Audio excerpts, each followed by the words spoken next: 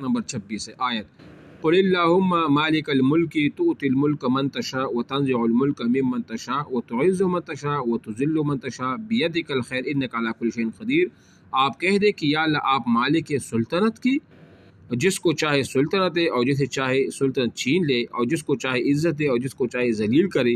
اے اللہ تیرے ہاتھ میں سب خوبی ہے، بے شک تو ہر چیز پر وہ قادر ہے. اب یہ آیات سورہ آل عمران کی آیت نمبر 26 ہے. اس کا شان نزول کیا ہے؟ دیکھو اس کا شان نزول وہ یہ ہے کہ بدر اور احد میں مشرکین مکہ کی مسلسل شکست اور مسلمانوں کے خلاف ہر جدوجہد میں ناکامی کے ساتھ مسلمانوں کی مسلسل ترقی اور اسلام کی روز افزوں اشاعت نے قریش کی مکہ اور تمام غیر مسلموں میں ایک بکھلاہٹ پیدا کر دی تھی، جس سے وہ اپنا سب کچھ قربان کرنے کے لیے تیار ہو رہے تھے، جس کا نتیجہ عام سازش کی صورت میں یہ ظاہر ہوا کہ مشرکین عرب اور یہود اور نصارہ سب کا ایک متحد محاذ مسلمانوں کے خلاف بن گیا، اور سب نے مل کر مدینہ پر یکبارگی حملہ اور فیصلہ کن جنگ کی ٹھان لی، اور ان کا بے پناہ لشکر اسلام اور مسلمانوں کو دنیا مٹانے کا عزم لے کر مدینہ پر چڑھایا، جس کا نام قرآن میں غزوہ احزاب اور تاریخ میں غزوہ خندق وہ بتایا گیا ہے. یہ بات سمجھ آ رہی ہے آپ کو؟ ہاں جی. غزوہ خندق میں کتنے مسلمان شہید ہوئے تھے؟ 10 مسلمان. مشرکین کتنے مارے گئے تھے؟ 6 مشرکین وہ قتل ہوئے تھے. اور یہ 5 ہجری کو یہ لڑا گیا تھا. ٹوٹل کفار کی تعداد 10,000 تھی، جس میں 4,000 کس کی تعداد تھی؟ مشرکین مکہ کی تعداد تھی. اور ان کے جو آرمی چیف تھے مشرکین مکہ کے وہ کون تھے؟ ابو سفیان تھے. اور 1 مہینہ مدینہ منورہ کا وہ محاصرہ بھی کیا گیا تھا. ٹھیک ہے نا؟ کیونکہ اس میں آپ علیہ السلام نے صحابہ کی مشورے سے یہ طے فرمایا کہ غنیم کے راستے میں مدینہ سے باہر خندق کودی جائے. بہی کی اور ابو نعیم و ابن خزیمہ کی روایت میں ہے کہ خندق کودنے کا کام مجاہدین اسلام کے سپرد ہوا. 40 ہاتھ لمبی خندق 10 آدمیوں کے سپرد. یہ 10 آدمیوں نے یہ جو خندق کودی تھی 40 ہاتھ، اس کو بھی انڈر لائن کرو. یہ خندق کئی میل یعنی 3.5 میل یہ لمبی تھی، اور گہری چوڑی جو وہ تک 15 فٹ گہری تھی اور 15 فٹ یہ چوڑی بھی تھی. ٹھیک ہے، اس کو بھی انڈر لائن کرو. کھدائی کی تکمیل جلد کرنا تھی، اس لیے صحابہ کرام محنت سے مشغول تھے، حتیٰ کہ ضروریات انسانی کے لیے وقت نکالنا مشکل تھا.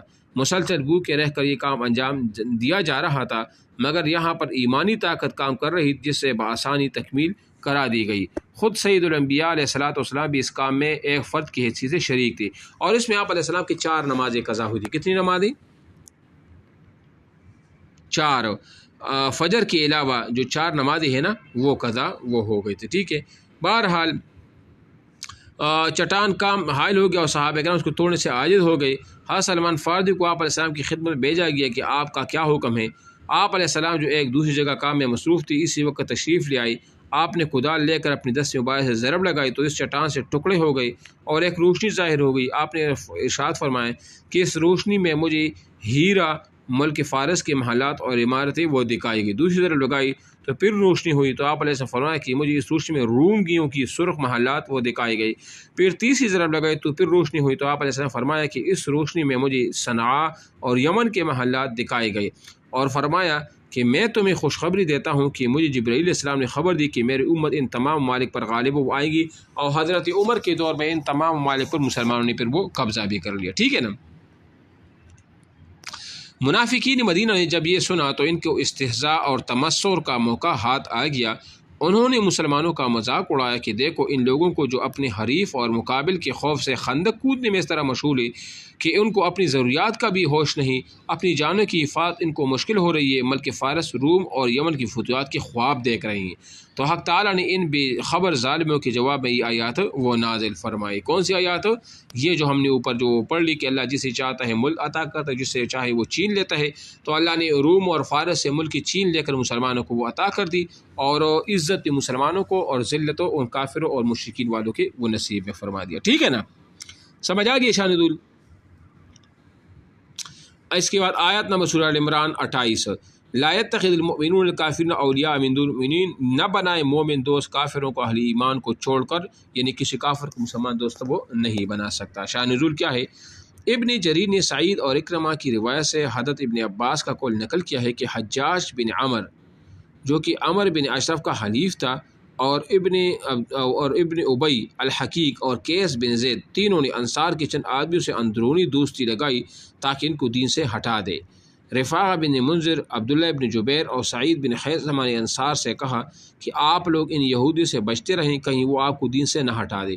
تو انصار نے اندرونی دوسری طرح کرنے سے انکار کیا تو اس پر یہ آیات جو ہے نا وہ نازل ہوئی۔ کون سی آیت؟ یہ آیات لا یتخذ المؤمنون الکافرین اولیاء من دون المؤمنین، کہ ہو سکتا ہے وہ آپ کو اپنی دین سے کیا کر دے، وہ پھیر دے۔ آیت سورہ آل عمران کی آیت نمبر 31۔ قل ان کنتم تحبون اللہ فاتبعون، قل اے پیغمبر کو کہہ دو اگر تم اللہ سے محبت کرتے ہو نا تو فاتبعون، تو پھر میری تابعداری کرو۔ شان نزول کا کیا مطلب؟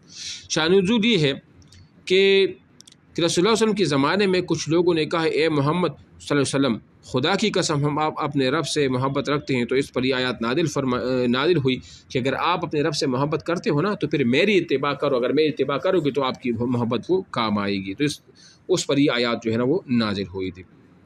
اس کے بعد آیت ہے ذالک نتلو علیک من الآیات ان مثل عیسی عند اللہ کمثل آدم، یہ جو ہم نے تم کو پڑھا کر سنا رہا ہے یہ معجزات میں سے ہیں، بے شک اللہ کی نزدیک عیسیٰ کی عجیب حالت آدم کی عجیب حالت کی طرح ہے۔ آدم علیہ السلام بھی بغیر باپ کے پیدا ہوئے اور اس طرح عیسیٰ علیہ السلام بھی بن باپ کے وہ پیدا ہوئے۔ تو شان نزول یہ ہے۔